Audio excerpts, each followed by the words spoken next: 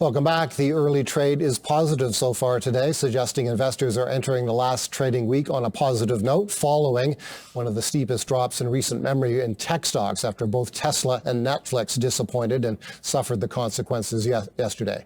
Let's go to our next guest. She is Michelle Schneider.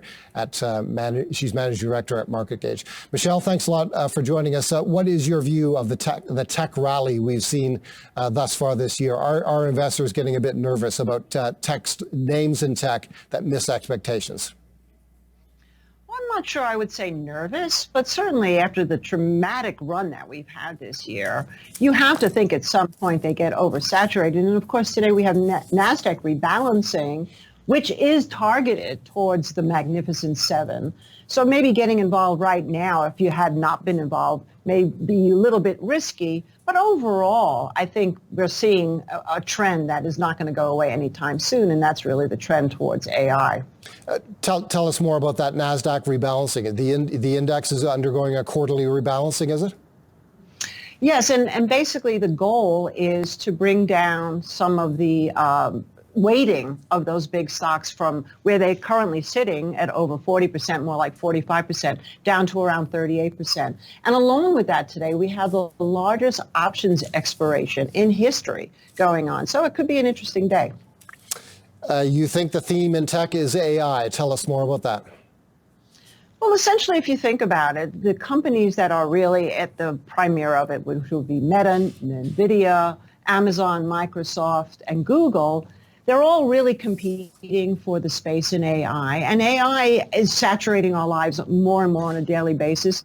So it seems to me that that will be something that will continue. That doesn't mean we can't see drops in prices along the way, but at this point right now, it's the most exciting technology, and I personally got to use the Meta system recently in AI, and I thought, oh my God, this is really going to blow the future generations out of the water in terms of what they're going to use to do everything, travel, shop, etc. For a lot of investors, the big question now is, after the run we've seen in the stocks that you've just mentioned so far this year, is this the time to get in or not? Should I wait for a pullback? Should I wait for a meaningful pullback before buying or establishing positions in stocks, for instance, like NVIDIA or Microsoft?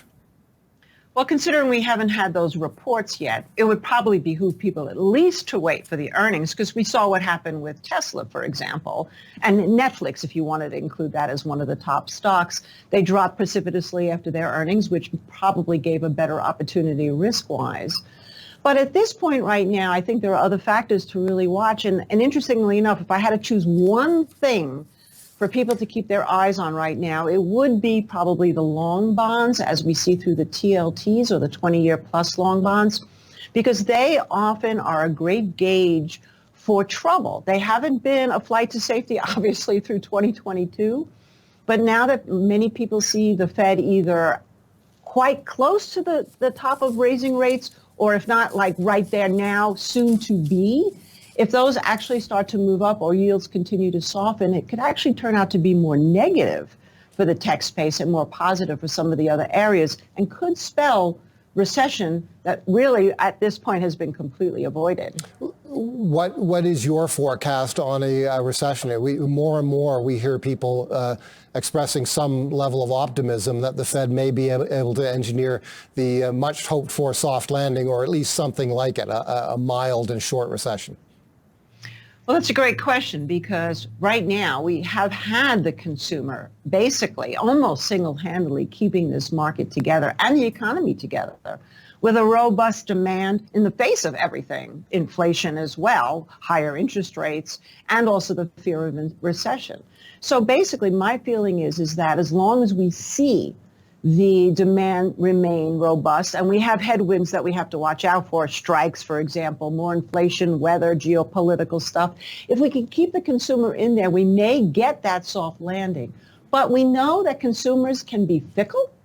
And so if we start to see things unravel on any of these areas we just talked about, I would probably say inflation being the biggest, then it's possible we'll go from sort of a reflation trade to going right into recession. And I'm keeping my eyes on it. But at this point now, the call is for maybe a softer next quarter, but ending the year well. We are 2024 election, and that's generally a really good year. So there's no reason to be fearful at this point.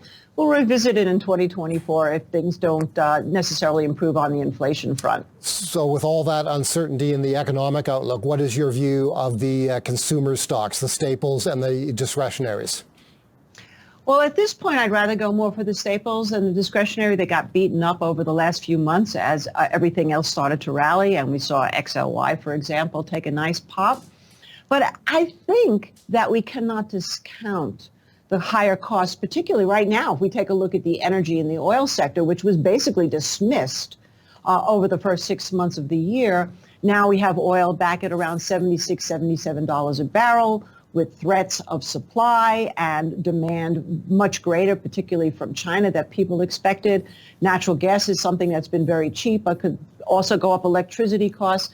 So as far as I'm concerned right now, the staples, people may switch to going to buy the things they need. And we're particularly looking at basic materials because there's another interesting thing that's going on with insurance companies that are pulling out of states that have extreme weather conditions like Florida with floods and so there are areas like in California with fires. And that means that there will be pressure for people to be able to have access, or companies to have access to these basic materials. So we're looking at companies like BHP and Rio Tinto and also Cleveland Cliffs Mines, things like that, staples like, even Costco and Walmart, which have done very well. Target got beat up. That could be an interesting buy. More, I think, might be a focus as we get into the next quarter on what we need as opposed to the toys that we've been buying. We just showed viewers a screen of some of the stocks and sectors you like. At the top of that was Raytheon, the defense contractor. The war in Ukraine has redefined a lot of things in the world we live in. Is that one of the reasons you like Raytheon? Well, yes. I mean, definitely we have built a lot of money up in the military and we're giving a lot of money to Ukraine. And a lot of that stuff is coming from Raytheon, which, by the way, reports next week. So it's in an interesting place price-wise, and I think it's certainly something to keep an eye on, particularly if it can cross back over that $100 mark. It's trading at around 97 right now. Yeah, I mean, Boeing, General Electric, anything that is really basic producing for the industrial manufacturing, defense, and even some cybersecurity, I think continues to look like a good buy.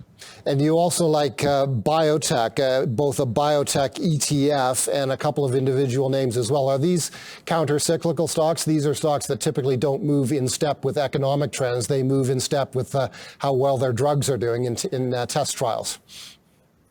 Well, a little bit of both, because there is more economic money put towards development, research and development in biotech when things are doing well. And of course, labor would be a part of that as well, hiring people. But yeah, I like Gilead.